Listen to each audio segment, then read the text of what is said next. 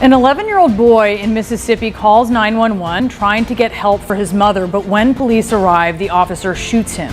Aderrien Murry was shot in the chest, and now his family has just filed a $5 million federal lawsuit. The child suffered fractured ribs, also a lacerated liver, and he was put on a ventilator after his lung collapsed. His family is now demanding that the officer also be charged, and they want him and the police chief fired. CNN's Nick Valencia just spoke with Aderrien. Nick, how's he doing? Well, he's still in some pain, Brianna, and he's having some noticeable trouble breathing. But what he seems to be most bummed about is not being able to play with his friends. He can't go outside swimming. It's the summertime coming up here. He can't go outside running because he's still recovering from the hole in his chest after he was shot by a police officer a little over a week ago. Aderrien is remarkably in good spirits for what he went through, but he does tell me when he's alone in his room at night, the weight of what he went through does hit him. Sometimes I can see myself laying inside the coffin.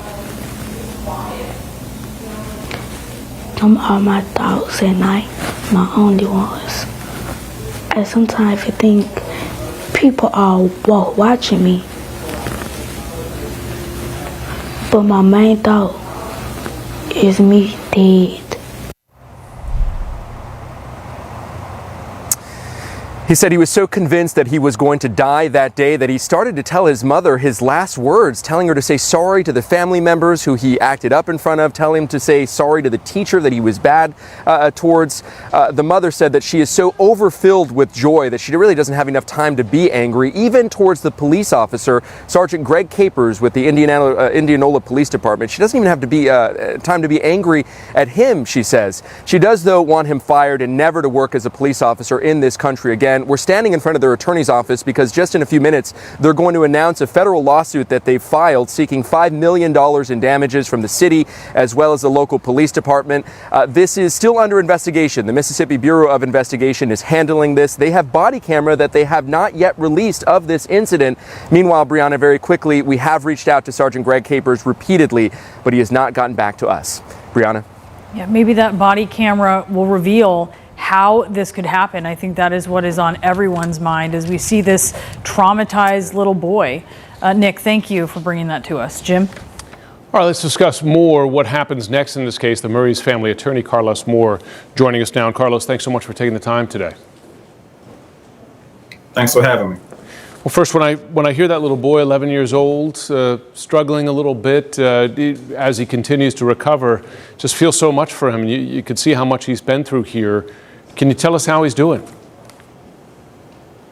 Yeah, he has been through more than any 11-year-old boy should ever go through, especially during the summertime when he should be vacationing from a hard years of work at school.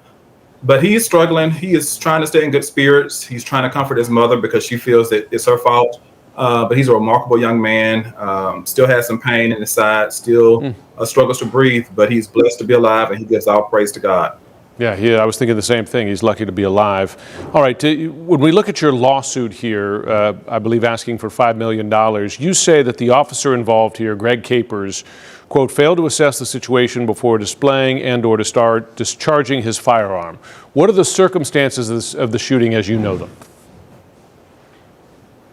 What I do know is that on May the 20th, after 4 a.m., the police was called to the scene by my client, Aderrien Murry, at the request of his mother. Her ex-boyfriend had come to the home around 4 a.m. She let him in, and he became irate. She became afraid, and she snuck to her son's room, threw him the phone, and asked him to call her mother and the police. He called both his grandmother and the police. The police arrived. His grandmother arrived. The police tried to kick in the door. Nakala Murry opened up the door. Greg Capers had his gun drawn in her face at that point. He asked her to step outside. She stepped outside, and then he yelled in the house, anyone in the house come out with your hands up. And that's when Aderrien came out with his hands up, and immediately he was shot as soon as he got into the living room. Goodness, how tall is he? Aderrien appears to be about 4 feet 10 inches tall. So he's small. I mean, difficult to have mistaken him for an adult. Now, the Indianola police chief, how do they explain the circumstances here? Do they have a defense yet? I mean, we should note that Officer Capers, he was named Policeman of the Year just in 2021. How do they explain the circumstances here and the justification for this? The city of Indianola has not even attempted to explain the situation. I don't think there's any earthly justifiable reason that you would shoot an unarmed 11-year-old. No veteran cop should have been afraid. Even a rookie would not make that mistake. There was a rookie officer with the sergeant that night. She didn't make that mistake, but the veteran officer shot this boy point blank range, center mass in his chest, could have killed him graveyard dead. He came within an inch of losing his life. And that's why we have filed that $5 million lawsuit. Your lawsuit alleges negligence here. Are you alleging the possibility of criminal behavior here by the officer as well?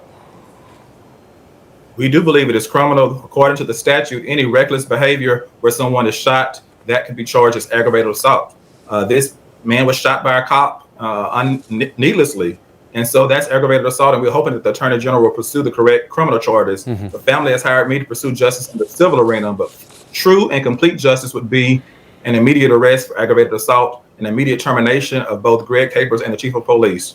That's what this family is demanding, and we will not take anything less.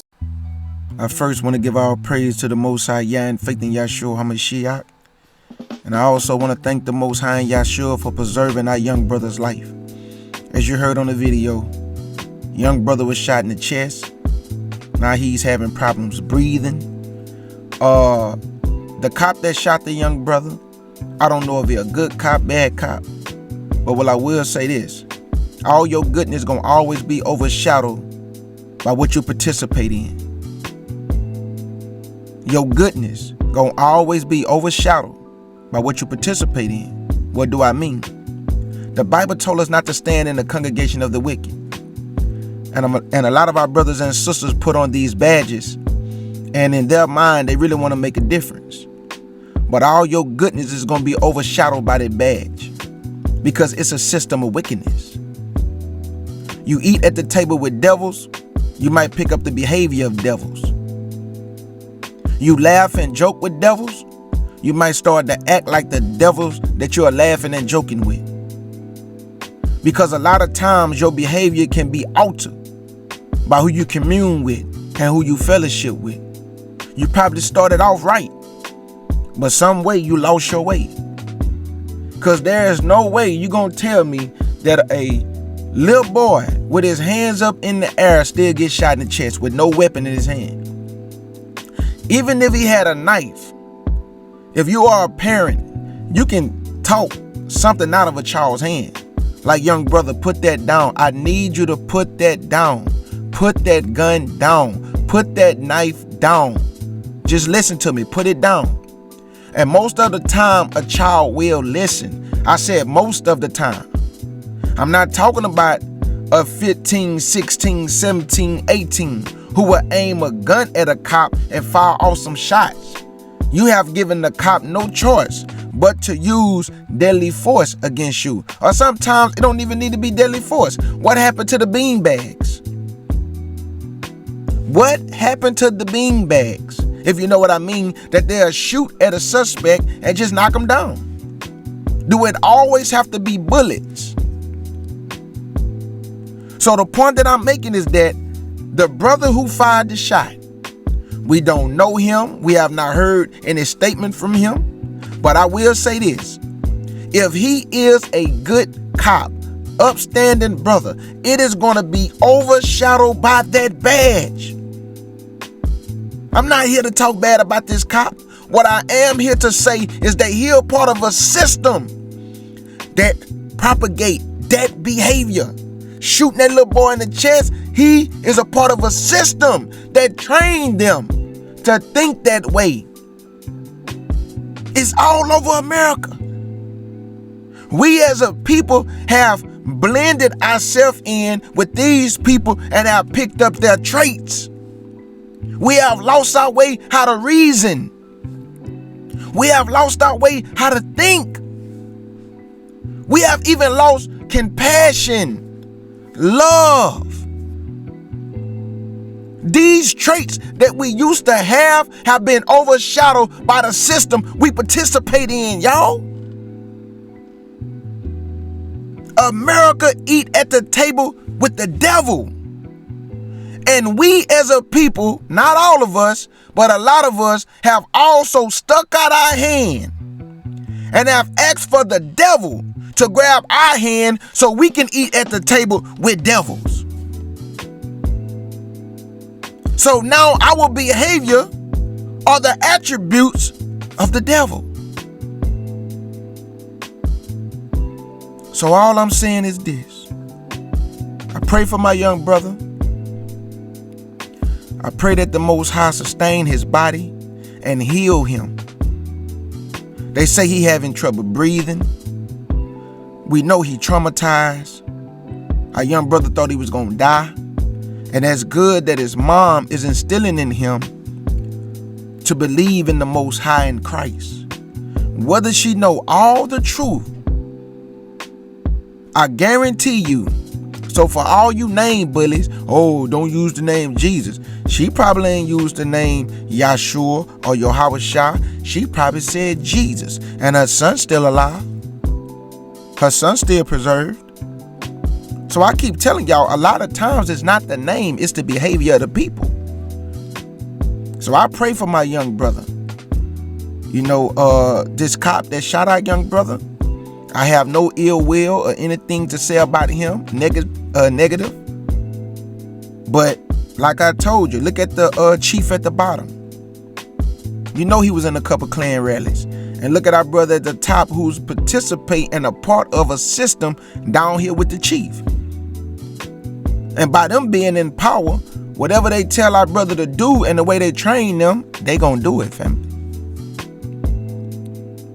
So for all our young brothers and sisters, our children, we have to pray for one another. Guard your children, put on the whole armor of Yah. Our sisters and brothers, at some point you're going to realize, or have to realize, that all your back and forth and all on these social media platforms is a waste of time. You're just wasting your time. You're going to need each other one day. And guess what? That day is now. So either get your mind right or get out the way. And I say salute.